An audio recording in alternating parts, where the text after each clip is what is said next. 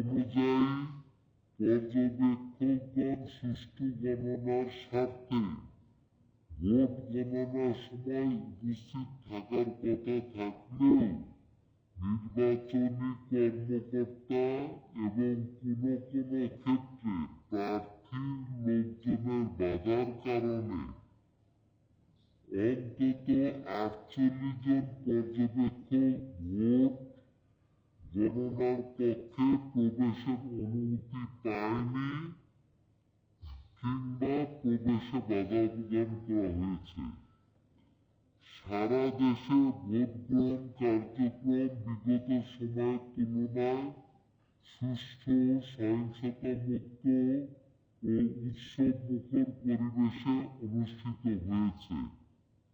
তথাপি আমাদের পর্যবেক্ষণে অন্তত 21টি কেন্দ্রে ভোট গ্রহণ কার্যক্রম ও পর্যবেক্ষণে কিছু অনিয়ম ঘটনা ঘটেছে বলে প্রাথমিক তথ্য পাওয়া গিয়েছে।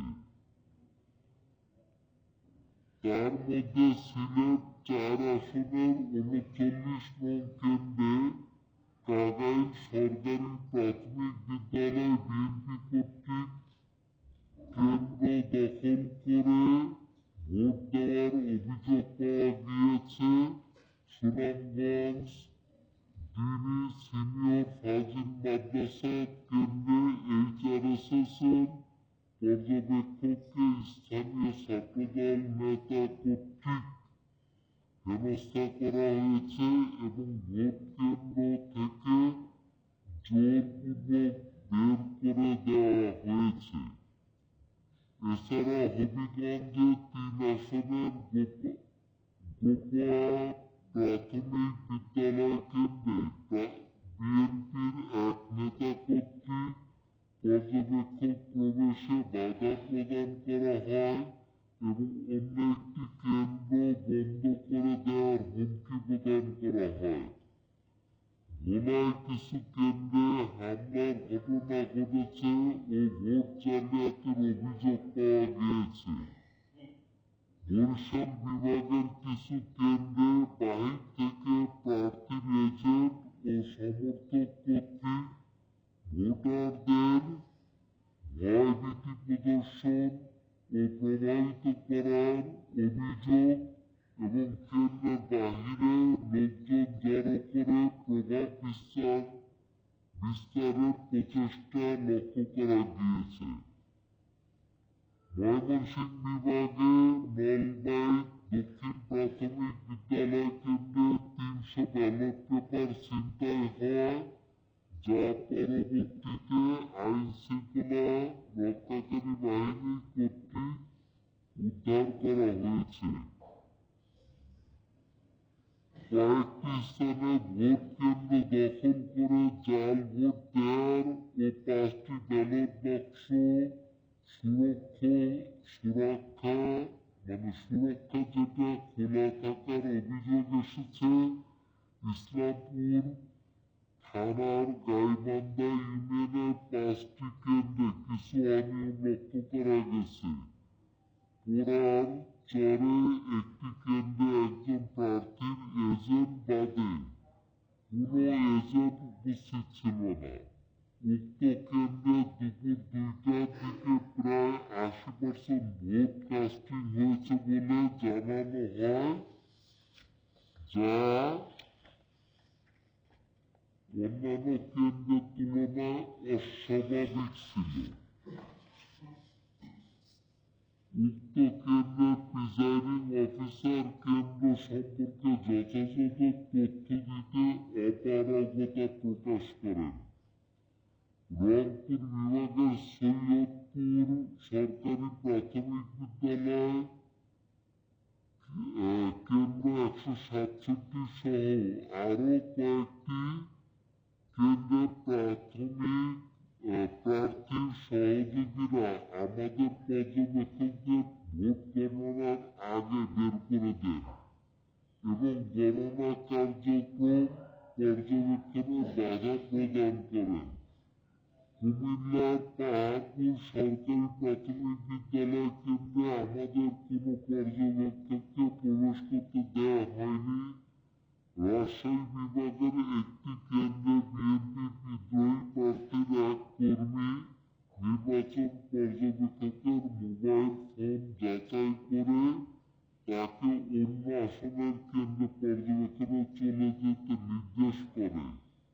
অপর একটি কেন্দ্রে প্রিজাইডিং অফিসার ও নিরাপত্তার দায়িত্বে থাকা পুলিশ সদস্য পর্যবেক্ষককে মৌখিকভাবে হেনস্থা ও কেন্দ্রে প্রবেশে বাধা প্রদান করে। ঢাকা বিভাগের ৮ আসনে সিদ্ধেশ্বরী বালক উচ্চ বিদ্যালয় কেন্দ্রে পর্যবেক্ষককে ভোট গণনার সময় উপস্থিত থাকতে দেওয়া হয়নি।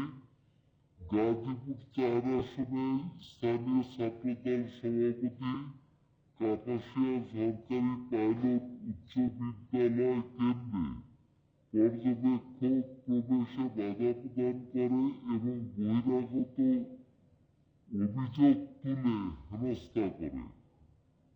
এছাড়া দেশের বিভিন্ন জায়গায় কিছু কেন্দ্রে ব্যালট পেপারের মুড়িতে আগে থেকেই প্রিজাইডিং অফিসার স্বাক্ষর ও সিল মারার ঘটনা পাওয়া গিয়েছে এবং কিছু সংখ্যক ভোটার অভিযোগ করেছেন তাদের ভোট আগেই প্রদান করা হয়েছে, যদিও পরবর্তীতে কয়েকটি জায়গায় তাদের চ্যালেঞ্জ ভোটের সুযোগ দেওয়া হয়েছে।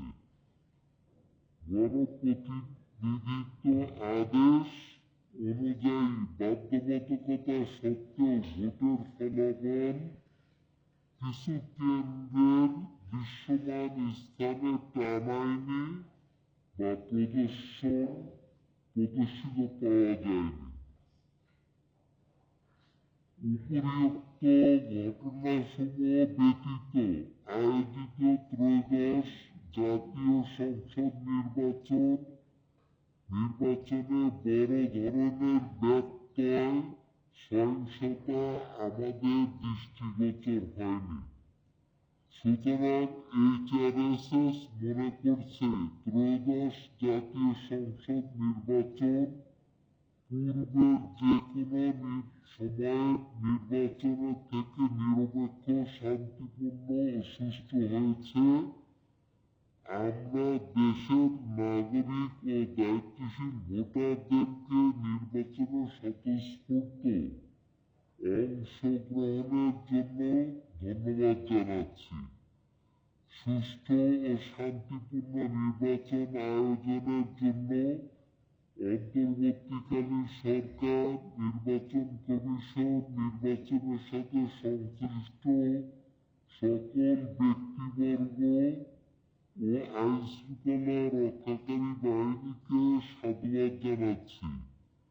এছাড়াও জুলাই গণঅভ্যুত্থানের মাধ্যমে সৃষ্টি হওয়া সুস্থ ধারার গণতান্ত্রিক রাজনীতির জন আকাঙ্ক্ষাকে বাস্তব রূপ দিয়ে নির্বাচনের দিন সহিংসতা ও নৈরাজ্য থেকে দূরে থাকার জন্য নির্বাচনে অংশগ্রহণকারী সকল রাজনৈতিক দল, নেতাকর্মী ও প্রার্থীদের ধন্যবাদ জ্ঞাপন করছি।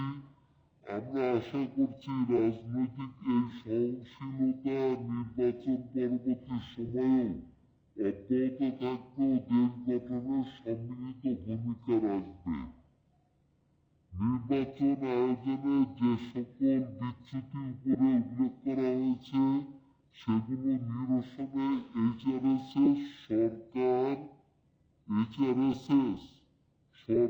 নির্বাচন কমিশন ও আইনশৃঙ্খলা রক্ষাকারী বাহিনীকে যথাযথ পদক্ষেপ গ্রহণ করতে এবং নির্বাচনের সাথে সংশ্লিষ্ট ব্যক্তিবর্গকে প্রয়োজনীয় প্রশিক্ষণের ব্যবস্থা গ্রহণ করতে আহ্বান জানাচ্ছি। আপনাদের সামনে আমরা এটা হচ্ছে আমাদের পর্যবেক্ষণের সংক্ষিপ্ত রিপোর্ট, এটা বিস্তারিত রিপোর্ট না। আমরা আমাদের পর্যবেক্ষক যারা সারা বাংলাদেশে কাজ করেছে তাদের প্রদত্ত মানে আপনার সংক্ষিপ্ত রিপোর্টের উপর ভিত্তি করে আমরা এই রিপোর্টটা তৈরি করেছি। তো আমরা আমাদের পর্যবেক্ষকদের কাছ থেকে তাদের রিপোর্টটা পুরো পরিপূর্ণ রিপোর্টটা আমরা কালেক্ট করতেছি এবং এর উপর আমরা বিস্তারিত রিপোর্ট তৈরি করে আবার আপনাদেরকে জানানোর চেষ্টা করব। তো এটা ছিল আমাদের প্রাথমিক পর্যবেক্ষণ। আমাদের ইলেকশনের দিন যা ঘটেছে তার উপর ভিত্তি করে আমরা এই রিপোর্টটা আপনাদের সামনে পেশ করলাম। তো এই বিষয়ে কারো কোনো প্রশ্ন থাকলে আসতে পারে। এরপরে আমাদের আরেকটা গুরুত্বপূর্ণ রিপোর্ট আছে যেটা আমরা বলতেছি যে অন্তর্বর্তীকালীন সরকার তারা যে ইলেকশনটা করেছে তাদের এই সময়ে যে ইলেকশনের পূর্বে, ইলেকশনের দিন, ইলেকশনের পরবর্তী গত 2 দিন যে ধরনের সহিংসতা হয়েছে আমরা এটা টোটাল একটা রিপোর্ট আপনাদের সামনে পেশ করতে চাই। তো আমাদের পর্যবেক্ষণ রিপোর্টের উপর যদি কোনো প্রশ্ন না থাকে নাকি আমরা একবারে পরে আপনাদের প্রশ্ন নিব?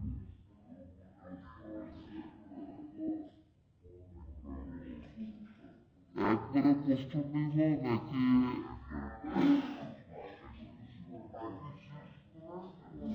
আচ্ছা, ওকে, তাহলে আমরা আগে আমাদের সেকেন্ড যে রিপোর্টটা নির্বাচনী সহিংসতা রিপোর্ট সেটা আপনাদের সামনে এখন পেশ হবে।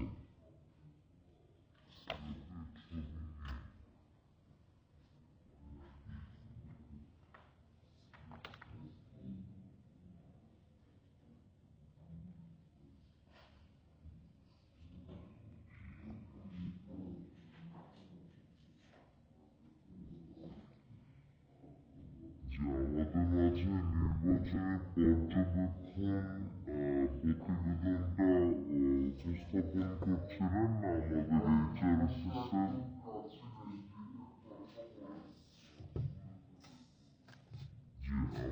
নির্বাচনী পর্যবেক্ষণ প্রতিবেদনটা পেশ করছিলেন আমাদের নির্বাহী পরিচালক ইজাজুল ইসলাম। আমি ত্রয়োদশ জাতীয় সংসদ নির্বাচন কেন্দ্রিক সহিংসতা প্রতিবেদন পাঠ করছি। Mohammad Saiful Islam, programme officer, HRSS।